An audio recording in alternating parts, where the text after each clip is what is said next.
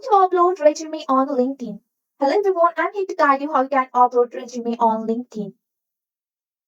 So uploading resume on your LinkedIn is a straightforward process.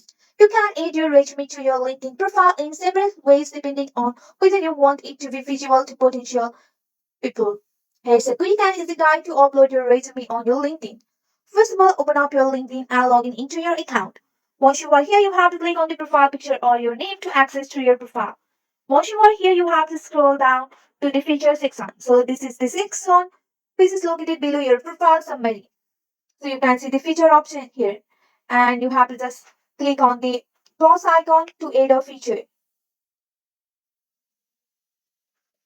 After that, you have to select the upload a photo or add a photo or media here.